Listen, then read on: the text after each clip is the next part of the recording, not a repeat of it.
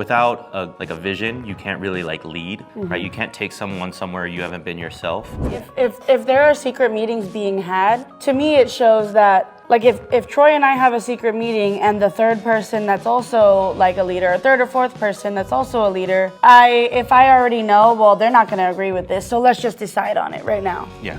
The only reason we make these decisions is because we have to allow people to be greater, and the only way for them to be greater is we are the platform that they step on, and that is not where a leader is. A leader is not the person at the top. The leader is the platform that these dancers use to get to where they want to go. Yeah. So I got to remember that I'm just a stepping stone in their journey of life, and if I am not serving their needs, I am not a faithful leader. I am not a director of PG for me. All the accolades, all the gatherings, the awards, the wins, the losses is not for me. It's for them. Hi everyone, welcome to another episode of our podcast.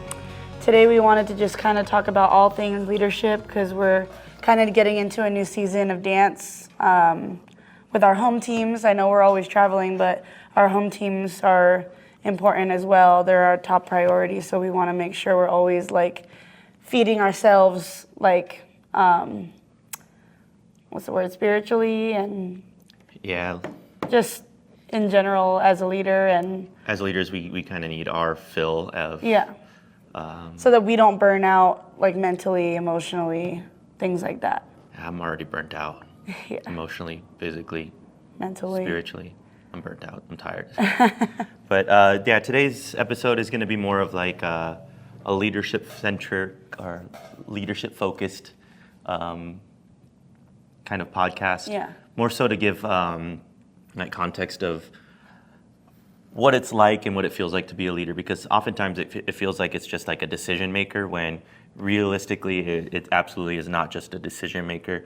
There are so many facets to being a leader, and none of this is like right or wrong by any means, but it's like this is just what works for what us. we think. And we actually, this note is dated over a year ago because we kind of we wrote this out with intention of like hosting like a little like leadership class, right? I did host a little leadership class with some of the PG members, but it resonates louder because, and we've learned things from this, even from them, but it resonates louder right now because we are going into a new season, and a lot of other coaches might be going into a new season.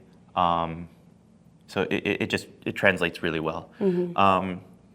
Yeah, if you're a coach or new coach, this is not something we've taken very lightly, but it's also things that we've learned over time. Yeah, we're not perfect by any means, and even all this isn't perfect. We're still not perfect, but we have grown a lot over the past 10 plus years that like we've been in this like industry and in this community, if you will.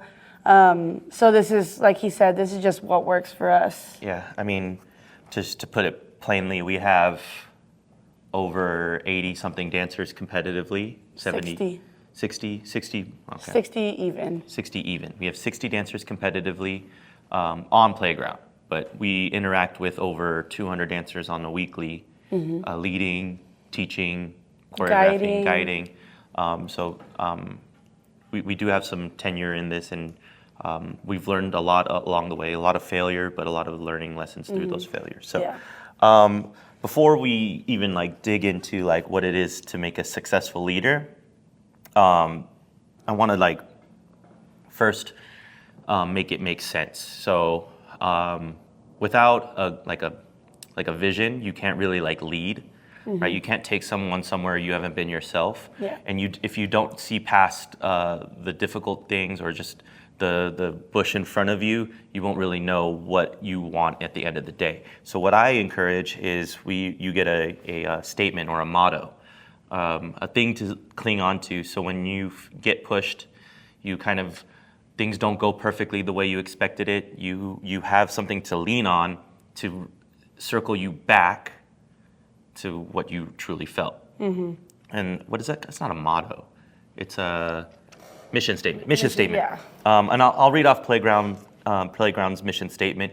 And whenever I am stuck or I don't know what to do in a decision, I look back at our mission statement to remind myself, this is why we started it, this is why we did it, and here is when I need to make a decision, I'll lean on this mission statement to remind myself what is a correct decision. Yeah. So it's not an emotional, it's not a distraction based, it's not in the moment, this is time tested.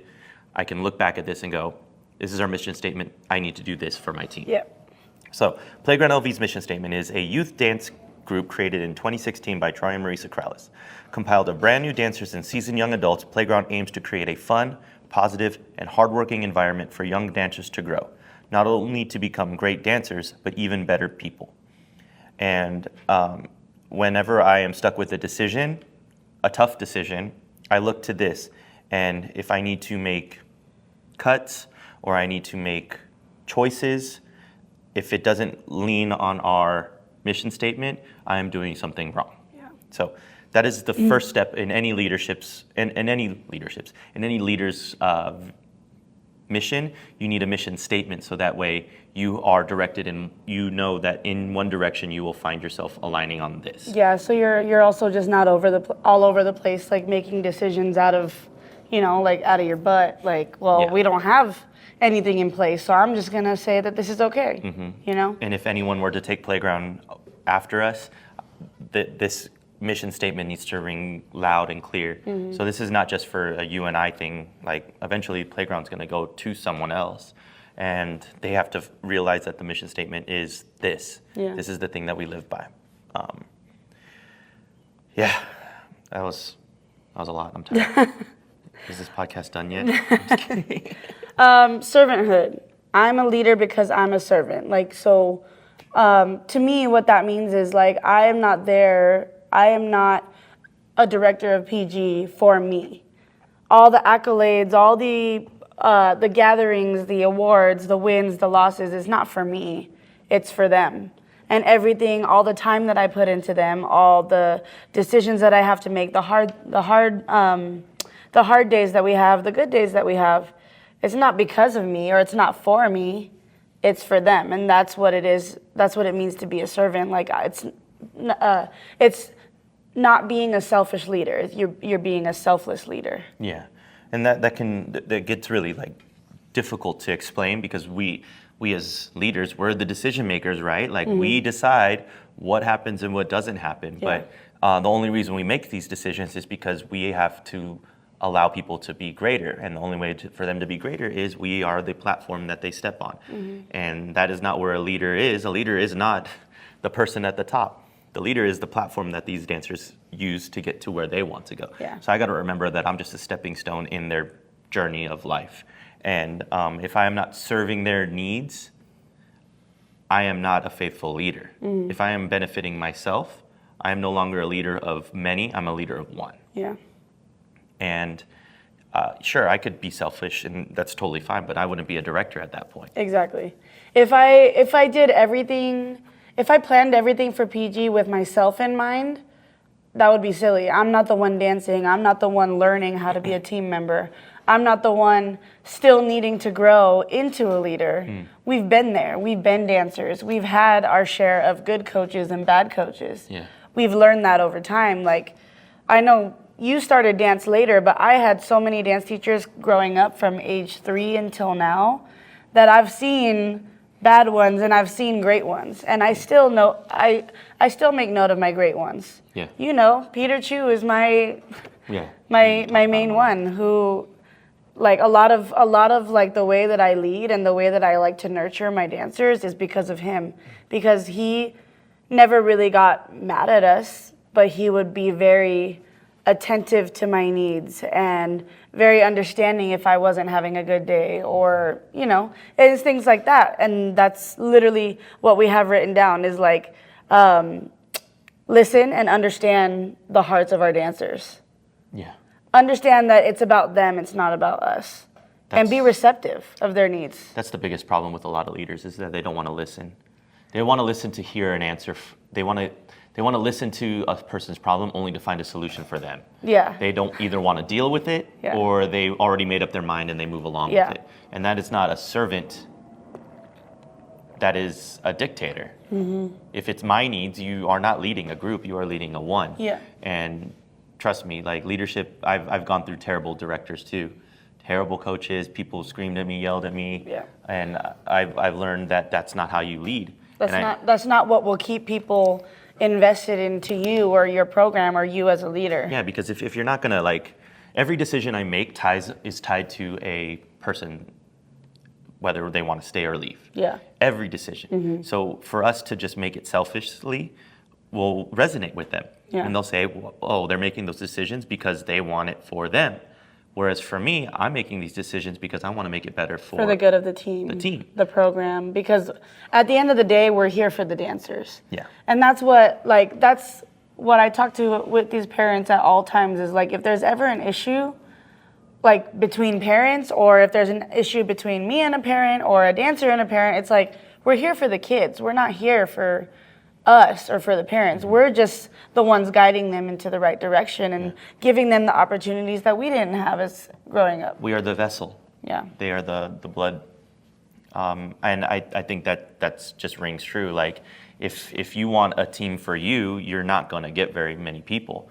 Like you can't lead nobody. You know, you have to be accepting of people's needs, wants, and ambitions for you to even step up as a leader. And if it's just you wanting accolades through other people, you're not going to find yourself a very good leader for very long. Yeah, especially like if you haven't been in their shoes. Yeah, that too. Right? Like, okay, you can't guide someone somewhere you haven't been yourself. And sure, there's opportunity for people to learn. Like I had the opportunity to lead and guide, but I wasn't a director right away. I was an assistant, and then I was a choreographer first, and an assistant, and then a full-time director because I had to take steps to be that director. But if you've never like directed in that aspect, not just like making decisions yes or no, but not like choreographing and talking to dancers, it's very hard for dancers to respect you based on just the title. And that's okay. So when I was growing up, I did a lot of taekwondo, and I was told that this is sensei. But when I started doing research on like what the sensei really meant, is it was never a title given. Like I didn't name myself sensei. Like I wouldn't call myself a leader, or I wouldn't call myself the coach. It was given by the people. Yeah. The people would honor and respect their leader, that it was given to them out of respect, because they know that he or she provided so much value to them, and in their growth with dance, taekwondo, football, baseball, basketball, sports, whatever, that they were earned the right to be called coach or sensei. Yeah. And that stuck with me because I don't want to be called a coach or a sensei, if you will, if I haven't earned that respect from you on the field. Exactly. So I've put my time in to show that I can keep my own. I can show that I have my own skill set as a coach and as a dancer, and I can provide to you in order to receive that back. And do I expect it? No. No. As leaders, we can't expect anything. It's given to you by the people. Like us as leaders, we have to do it. Like obviously we do it because we love it, but like I said earlier, selflessly. Like I don't expect dancers to give me gifts. No. You know, what I love is that they're getting better, they're winning, they're happy, they say thank you. Once that happens, they'll notice and they'll be grateful for who they have. Is like thank you for teaching us, thank you for everything you do for this team. Even dancers that we've worked with in the past that like at the time, you know, it's like your mom's not cool when you're young, but like when you get older, you're like, okay, my mom was right. Yeah. Dancers that we've worked with in the past have come to us recently and said, I'm so sorry for the way that I treated you guys back then. Like you were right. I'm so sorry, and I'm so glad to see you guys still doing what you do and killing it. But if you do it for the praise, you're not doing it for the right reasons. Exactly. And that's why we never did it for the praise back then. I mean, shoot. If you're a leader and you want all the praise, you're in the wrong business. Yeah. If you go be go be a singer. We never gave up, even if people wanted us to fail, you know what I mean? Yeah. And it's a selfless act, and it's like giving a gift. You know, like, here, I love you. This is for you. But buy me one tomorrow. Yeah, like, I'm not going to, like, oh, and make sure when you apply for this job that I get all the credit. Like, that's not how it works. That's silly. I don't claim these dancers as mine. They're not my dancers. They're dancers I trained. I had the opportunity to work with. And I think But if anything went wrong with the relationship with them and they put you as their reference on their resume, then I have the authority to be like, well, you know, they're XYZ. They don't work hard. You just speak honest of it, yeah. They didn't work hard in rehearsal and they were always late, or they always complained about this and that. You know, like that's my job as a leader if they decide to put me as a reference on their resume. Yeah, I mean, if they're going to put you as a reference, you got to be honest. Yeah. Because then you're putting your professional name on the line, and if they're going to Exactly. tarnish your name, your reputation because of a reference. Yeah. All right.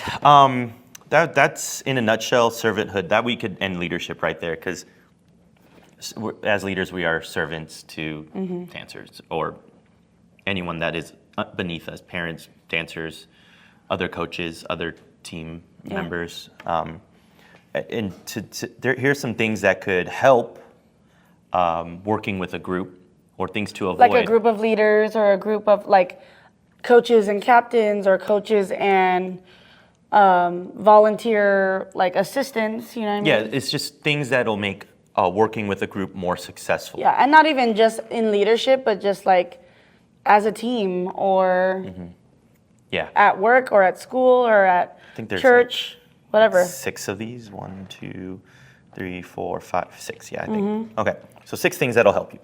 Avoid secret meetings. Excuse me. You avoid secret meetings. Secret meetings implies untrustworthiness. The best time to bring up an issue is with everyone. Secret meetings means you have something to keep from someone else. And if you have a secret meeting, you are also excluding someone who could have a valid opinion. And because you're excluding their valid opinion, you are now removing the responsibility that is their title. Yeah. So if we as a group of directors, and I have secret meetings with other people over here, and then not with Marisa. Marisa is now 1, uninformed, and 2, devalued. And not trusted. Yes. Her opinion, she will feel like, 1, she is not trusted, and 2, I have tied a bond closer to this side than I have allowed for her to have. So what do I mean by this? If you're going to have a conversation, because conversations are going to happen in general, you're just going to talk to people. Like we're sitting here, and we're going to talk about playground stuff. It's inevitable. But if we're going to make a decision that requires the attention and opinions of everyone, I don't call 4 other directors and leave 1 out.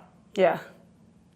And I don't. And to me, if there are secret meetings being had, to me it shows that, like, if Troy and I have a secret meeting and the third person that's also like a leader, a third or fourth person that's also a leader, if I already know, well, they're not going to agree with this, so let's just decide on it right now. Yeah.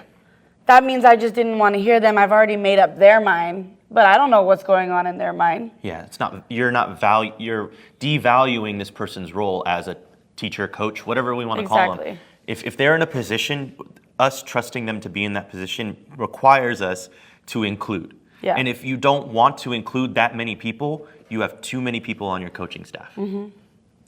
Coaches should be lean and they should be effective. And if we're just having meetings just to have meetings, this is the next. It's a point later on. But too many meetings means we have too much to discuss and not enough people handling, not enough trustworthiness within the people to make decisions. Yeah. So if it's like what happens in the workplace, you know? Like, there's always like memes that are like, if this meeting could have been an email or a text or like a Facebook post, if they have a Facebook group, like if it could have been handled digitally or on a Zoom call, just like, hey, real quick, I have something to say. Like, don't have it. Maybe we're just like super new school, and I'd prefer a text message over a phone call or an in-person meeting. But say if I work at the Stratosphere, I don't want to drive all the way down there for a dumb meeting that could have been an email. we need to treat each other with more respect. I was like, oh, dude. Really? You couldn't just tell Like, me I that get it. in the email that you told me that this meeting was happening? This coach is quitting. We need to have this meeting because this coach is quitting. Okay, we show up, but Yeah. like, But if it's something that could be do we want to handled- wear this shirt over this shirt? It's like, we could have texted this, All right. Next, sorry. If you cannot provide value to a meeting, excuse yourself. And this is respectfully. Yes. It is a waste of people's time and energy to be included in a conversation that does not need them. Yeah. And I run efficient, and I mean this wholeheartedly. If you're showing up to a meeting just to sit in and listen, excuse yourself. If you're coming to this buffet or this family gathering, you better bring something to the table. You don't get allowed to sit at this table of decision makers and not bring something of value. If you just want to sit and be a fly on the wall so you can go and text your friends, all the information, No. You're wasting people's time and energy. Yeah, that doesn't fly with us. If you cannot provide value to a meeting, there is no reason for you to be sitting in here. And I don't like it when people just want to know, Yeah. because that is not a solution. But have no intentions of like being a part or helping or They just want to know. yeah. It's called nosy. That's not a leadership quality. Yeah. What you want to do is, I like this opinion, and you agree or disagree or add value to what is being said. And if you cannot provide value, you're either one, far above and beyond this coaching staff, and you need to go find yourself people who are sharper than you, or you are far beneath your calling, and you need to take a step back and reevaluate your role. Right. Chain of command. People are in positions for that reason. Undermining or not staying in your lane effectively removes their position. Put your best where they are best. And I struggle with this mostly because I feel like if I want it done, I'll do it. You need to do everything. Yeah. If I want it done the way I want it done, I will do it for myself. It's empowerment. You need to like trust your people and empower them. That's the thing, is trust. Trust the people that know what they're doing. Trust them to get their tasks done. And allow them to fail. Yeah. Like we give Aiden tasks a lot, and he does great most of the time, and sometimes he fumbles, and that's okay. We fumble too. I'll fumble all the time. And we talk to each other about it. I was like, oh, that was kind of bad. What should we do next time? Well, it's never, I never not let someone else make a decision. If I put them in that position to make a decision, I trust them that they're going to make the best decision because they respect us. Yeah. And they love the team that they're giving a decision to. And for the most part, if people want to help me and alleviate some of my tasks, I'll be like, okay, yes, whatever you want. I hate paperwork. I don't like paperwork. So if someone will take that I'll do it. I can do it. I just don't want to. Yeah. I'll pass that to somebody. I don't like... That's just paperwork. I really don't like paperwork. I hate signing stuff. I hate scheduling meetings. That stuff is not interesting. That's why you married me, because I do all the paperwork for PG, for our choreo, for this, for that, and then you do the thing. I mean, I do the thing too, but No, we work tandem. We work tandem. But in any case, that's the chain of command that we have. But if someone else is working with us, someone like Aiden, who helps coach us with Playground, we allow him to make decisions. Or if he was rehearsing with our team and he goes, hey, I needed to add someone to this spot, it's like, yeah, do it. Yeah. Whatever you think. Because we trust him, because we put him in that position. And if it does or does not work, does not matter. He has to feel valued because we provided that platform for him to be valued. But once we start well, why did you do that? You're da-da-da-da-da. No, change it back. We undermine his decision-making power, which devalues his role on our coaching staff. Yeah, and he's never going to make a decision without consulting us first usually, and for the most part, we're always going to say, yeah, run with it. I've been in this mode, if you care, if I know you care enough about this team, I'll let you make any decision you know. Yeah. I'll say, yes, how can I help it? And now I see why, and I respect why UNLV, MARISA only hires people that have been in the program because they understand how it's supposed to be ran. They know the ins and outs of what they expect as coaches, and that's why Aiden is vetted in and is a perfect addition to our coaching staff. They're vetted. They know what it takes, and they know the expectancy between us and the team. Yeah. I just think if there's a chain of command to follow, it's best not to step on other people's toes and stay in your lane. Yeah. All right. Be clear, not clever. Big words are stupid, really stupid. You don't have to say big words to get to your point of a sentence. Yeah. Right? I know we want to sound professional, or we want to feel professional because we want to say the words louder and bigger. But if I want to tell this person to move from point A to point B, running around the bush and then getting to point B is so less efficient than just saying, do this here.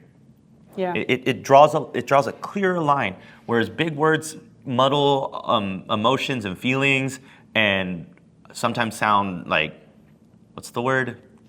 Rude? Yeah. I don't know if that's the right word, but it belittles the person that you're talking to because you want to use big words in an age where we go, bruh, why did you do that?